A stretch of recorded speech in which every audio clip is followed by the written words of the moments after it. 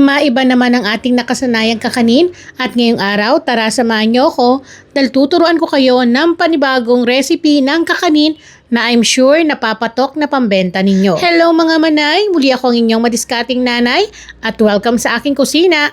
Ngayong araw ay gagawa tayo ng kalamay mais na parang inutak, na parang maha, na parang bibingka. Kaya naman tara, wag na natin patagalin at atin ang umpisahan. Bali narito yung kailangan natin. Meron tayong 1 1/2 cup ng giniling na malagkit na bigas. Hahaluan natin to ng 1 1/2 cup ng giniling naman na bigas.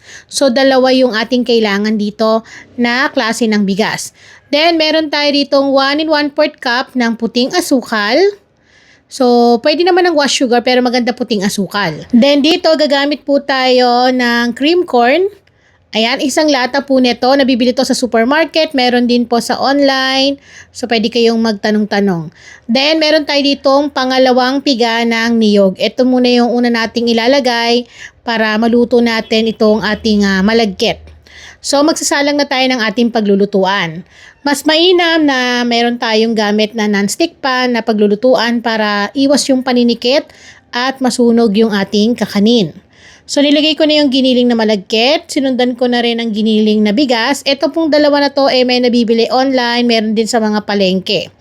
Then, nilagay ko na rin yung puting asukal. So, hahaluin lamang po natin ang ganyan. Madaling-madali lang to mga manay. So, itong ating niluluto ay parang maha pero hindi po ito maha. So ito po ay kalamay mais. Nilagyan ko lang ng ibang version. Then pagkatapos natin pagsamasamahin lahat ng sangkap, nilagay ko na po yung 1 litro ng pangalawang piga ng niyog. So pwede rin po kayong gumamit ng naka-incan, yung mga walang nabibili dyan na fresh coconut, pwede po yung mga nakalata at naka-tetra pak. So kakanawin muna natin to or tutunawin natin maigi. Then once na natunaw na, pag ganito na ay pwede na po natin buksan yung ating kalan para tuluyan na po itong maluto.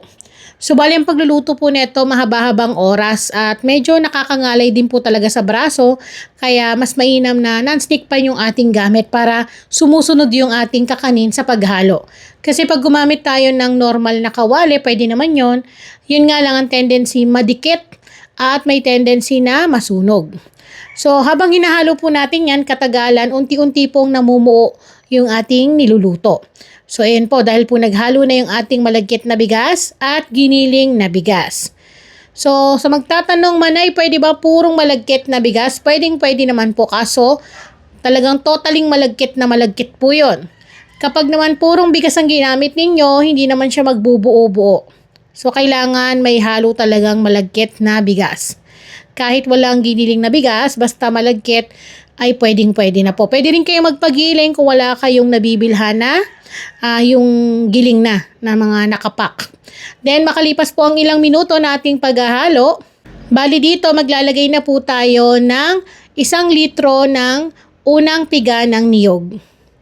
So, kailangan po purong gata para malasang malasa. Then, ilalagay na rin po natin yung 1 lata ng cream corn. Ilahat po natin yan para malasang malasa itong ating kalamay mais. Kung titignan mo talaga siya mga manay, para talaga siyang maha. Pero pinagkaiba lang talaga nila yung texture kasi ito is makunat-kunat. Then hahaluin po natin ng ganyan. So normal lang po na hindi pa siya totaling malagkit ng tuluyan kasi nga naglagay tayo ng pinaka-kakanggata or yung pinaka-coconut cream, kumbaga. So haluin po nating maigi para lumasa, kumapit yung ating cream corn na nilagay. Ganyan lamang po. Tapos yung apoy, kailangan katamtaman lang din po yung init para naman hindi po mabigla at dire-diretso pa rin ang paghalo. Huwag niyo po itong iiwanan kasi may tendency talaga na masusunog yung nasa ilalim, hindi magiging pantay yung pagluto. Then naglagay lang po ako ng konting asin pambalance para po hindi nakakaumay. So yun na po yung nakasanayan ko talaga kapag mga kakanin, naglalagay ng konting asin para po iwas umay.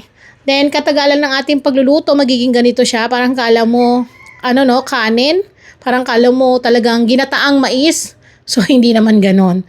So dahan-dahan po natin yan halu-haluin hanggang sa yan po ay mamuo at maglangis. Dahil naglagay nga tayo ng gata. So dito sa akin tinuturo sa inyo ang kagandahan dito. Kung mahilig ka sa ginataang mais, di ba ang ginataang mais, Mabilis mapanis, di ba? So, eto kapag nilagay nyo lang sa freezer, tapos lagay nyo lang sa microwave pagkakainin nyo na. Anytime na gusto nyo kainin, ready na.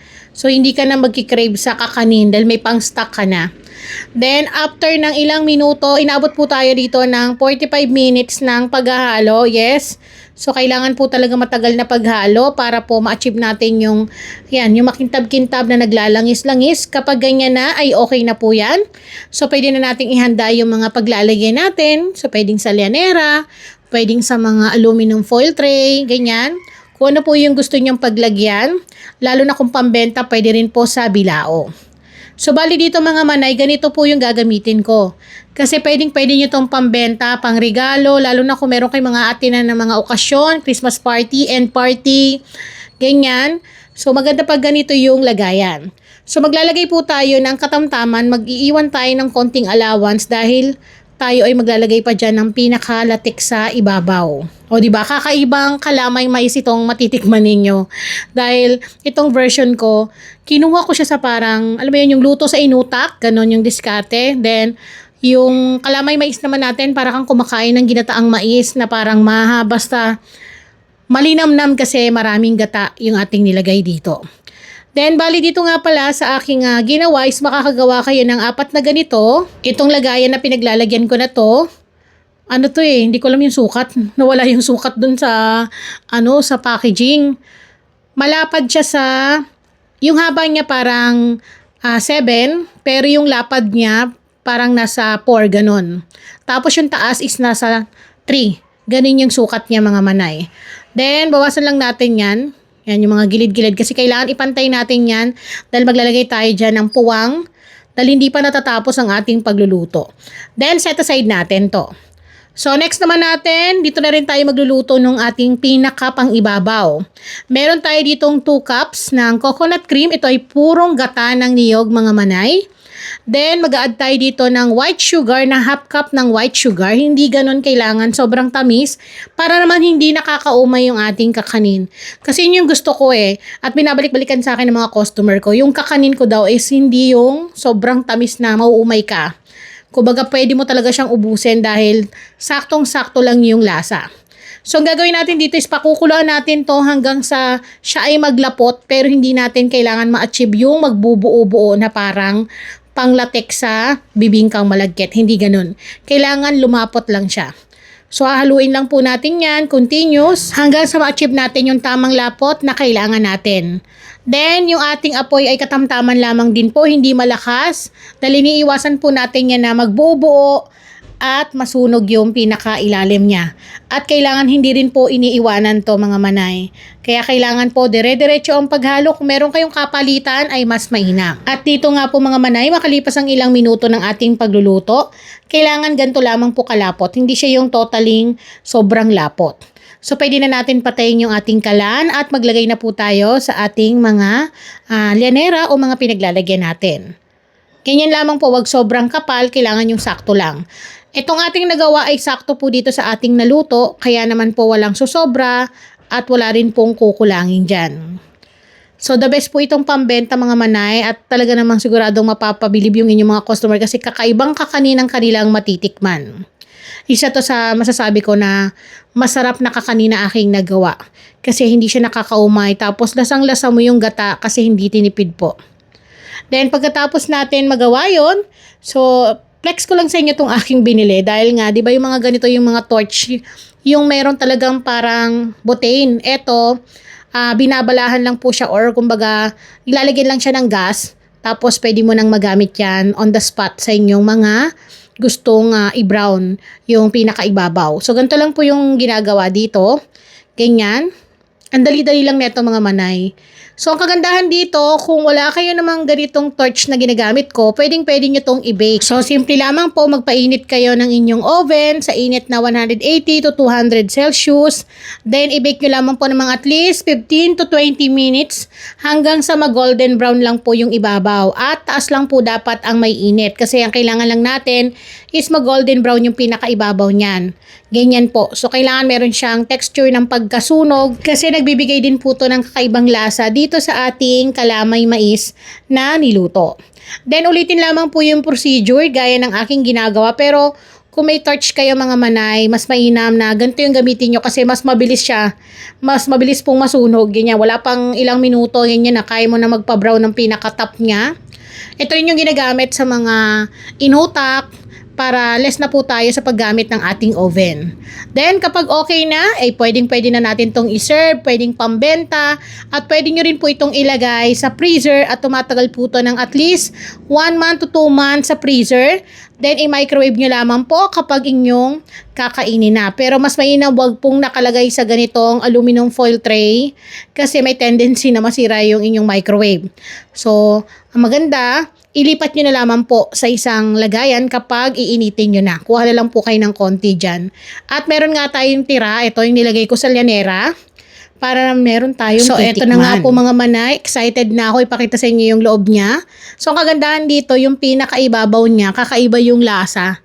Kasi alam mo yung pagka-creamy ng gata sa ibabaw, tas may part ng ganyan, yung may pagkasunog, kakaibang texture yung inyong malalasahan. Then yung ating kalamay mais na malinamnam kasi hindi tinipid sa mais at sa gata. Kakaibang atake yung pinagsama-sama to lahat. Kaya sa mga nanonood dyan na nag-iisip ng kakaibang atake na pambenta, maiba naman sa mga customer ninyo, try nyo tong ating kalamay mais na para sa akin, approved to, lalo na sa mga mahilig sa mais na gaya ko.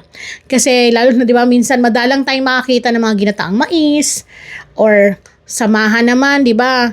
Hindi mo naman pwedeng patagalin dahil nasisira din yon. So, eto kakaibang atake kasi malagkit yung gamit natin at yung creamy texture niya, yun talaga yung nagdadala ng linamnam.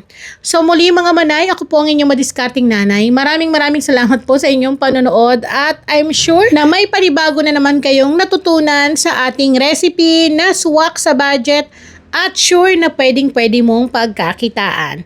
Muli, magkita-kita po ulit tayo sa susunod. Paalam!